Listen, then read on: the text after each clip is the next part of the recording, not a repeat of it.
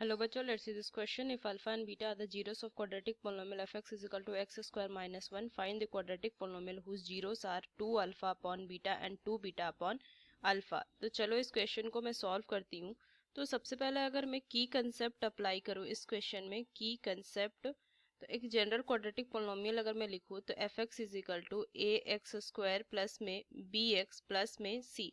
अगर एक quadratic polynomial है तो इसके टू रूट्स होंगे अल्फा एंड बीटा. तो सम ऑफ जो रूट्स होते हैं ना वो माइनस बी अपॉन ए होते हैं और प्रोडक्ट ऑफ रूट्स जो होते हैं ना वो सी अपॉन ए होते हैं. तो मुझे एक क्वाड्रेटिक पोलिनोमियल दिए हुआ है f x is equal to x square minus 1. तो मैं इसे लिख सकती हूँ f x is equal to x square 0 into plus में 0 इंटू एक्स माइनस 1 ये लिख सकती हूँ. अगर कंपेयर करूँ तो ए की वैल्यू 1, बी की वैल्यू 0 एंड सी की वैल्यू माइनस 1 आ जाएगी. तो alpha plus beta minus B upon A, so minus B upon कितना ए कितना हो जाएगा 0 हो जाएगा एंड अल्फा इंटू बीटा कितनी हो जाएगी वैल्यू माइनस 1 हो जाएगा. अब मैं लिखूंगी let S is equal to sum of zeros, मैं इसे लिखूंगी sum of zeros and P product of zero, product of zeros. इस क्वेश्चन को अगर मैं फर्दर सॉल्व करूं तो मैं क्या लिख सकती हूँ s is equal to 2 alpha upon beta plus में 2 बीटा अपॉन अल्फा. ये रूट्स इनका सम करूंगी, एलसीएम हो जाएगा alpha into beta. So 2 alpha square plus में 2 beta square is equal to, common ले लेंगे 2 तो अल्फा स्क्वायर प्लस में बीटा स्क्वायर अपॉन में अल्फा इंटू बीटा. अब आगे क्वेश्चन को अगर मैं सॉल्व करूं so s is equal to 2 alpha plus beta whole square minus 2 alpha beta upon alpha beta upon में अल्फा बीटा.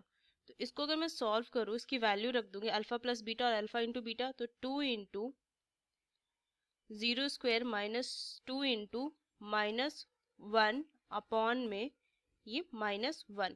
सो वैल्यू कितनी आ जाएगी s is equal to, value आ जाएगी, देखो ये तो 0 हो जाएगा और ये माइनस प्लस हो जाएगा तो वैल्यू आ जाएगी 4 upon minus 1. So s is equal to minus 4, s की वैल्यू मेरी आ गई माइनस 4.